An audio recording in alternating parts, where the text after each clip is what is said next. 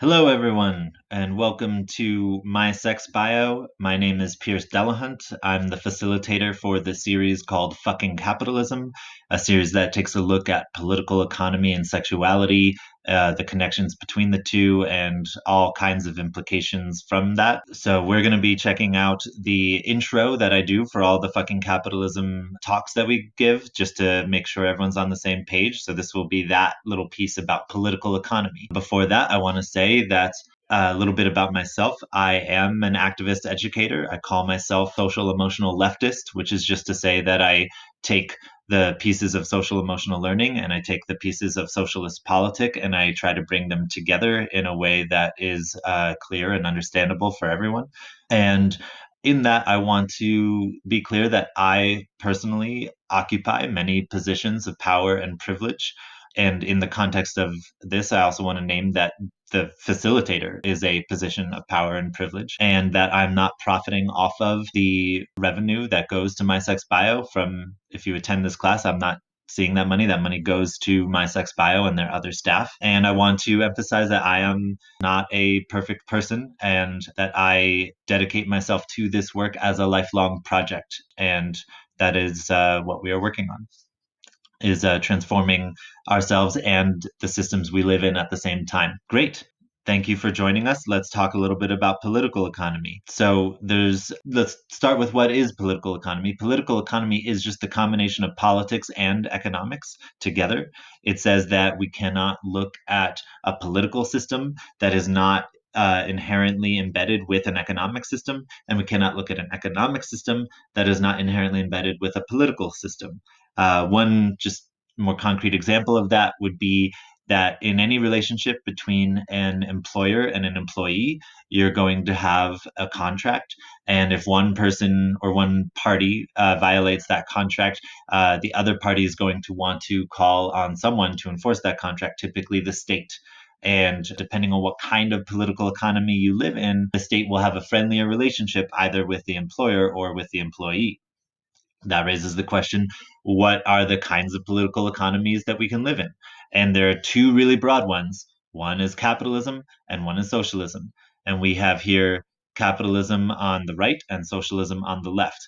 And to be clear, I want to make sure everyone understands socialism is not anything the government does, and capitalism is not anything businesses do.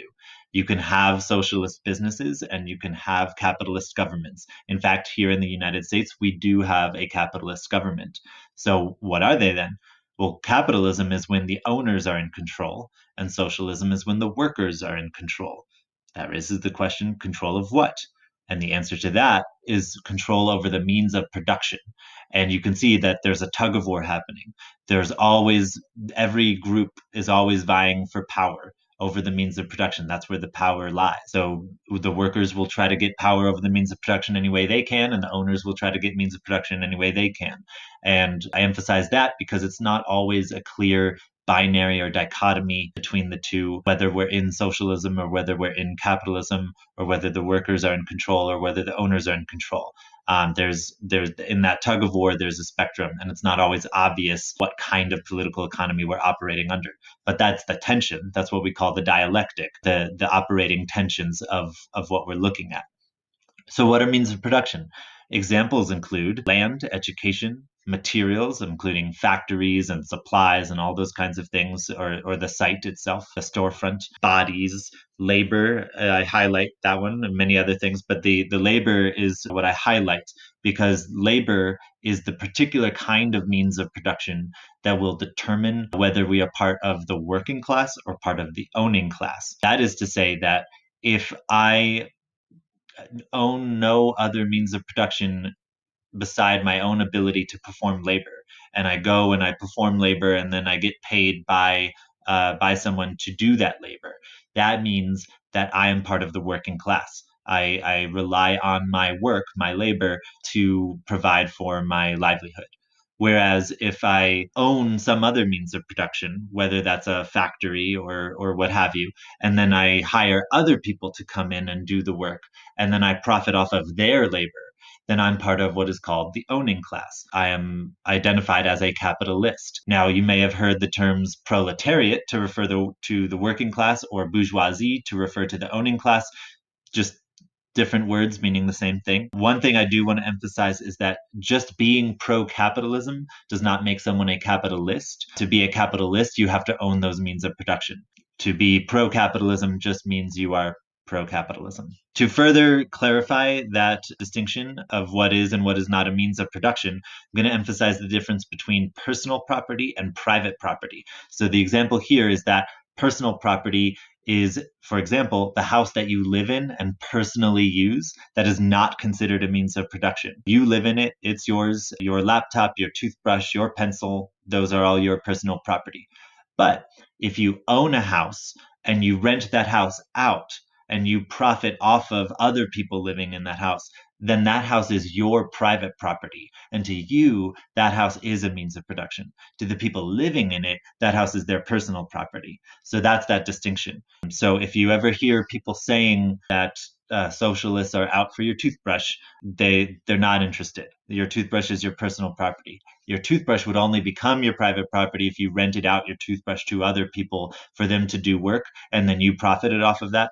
I don't recommend doing that. Just to clarify that personal property and private property distinction, and that the means of production specifically refers to private property. Great. So that's the general topic of political economy. But to take this into that my sex bio territory of how this is connected to sexuality and why it's important to have this grounding in order to go into that, we're going to take a look at capitalist feminism versus socialist feminism. What do those things mean? Start with capitalist feminism. That one says that we achieve feminism and gender equality when all people are able to climb the corporate ladder of success with equal opportunity. And in that way, if you end up being poor, then that's your own fault at that point.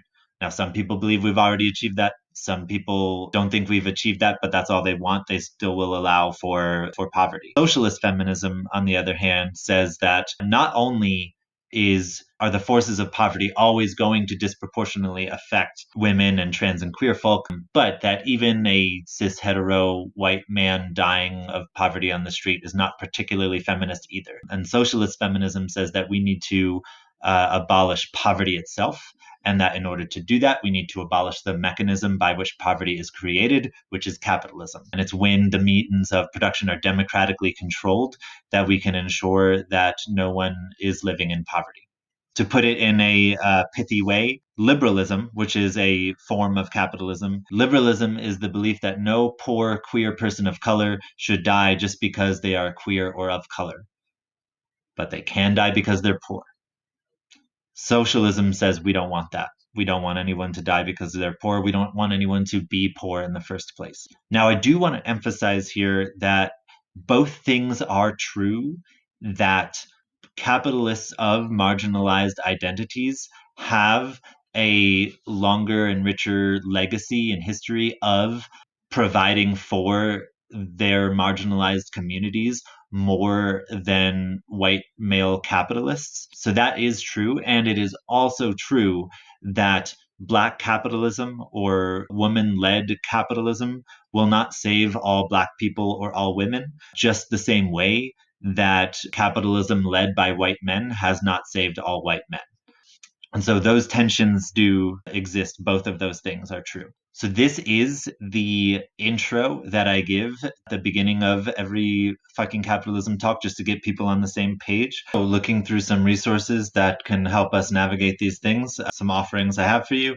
My Sex Bio is a really great website, really great stuff on there. And they offer a variety of courses all around reclaiming sexual autonomy. I facilitate the Fucking Capitalism series, looking at how our sexuality is connected to political economy. So there's that. My link tree, you can find me on a variety of social media. And then these next things are really great for exploring political economy. There's a poster that goes more into that private versus personal property.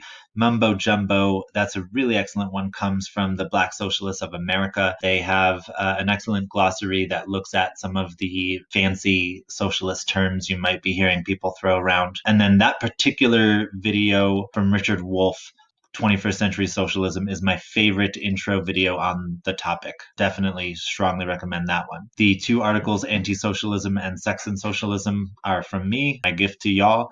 Anti-socialism looking at political economy itself, Sex and Socialism looking at some of those connections to sexuality. And not everyone's going to read Marx's Capital. It's several hundred page series of volumes that are infamously difficult to read. But the Marx's Capital illustrated comic book is fantastic. I strongly recommend that one to get your bearings on Marxism. And there are a variety of other comic books on capitalism and capitalist analysis, including on Marxist analysis specifically. But that's one that I offer to you. I hope you check these out and come discuss with us in class. Thank you.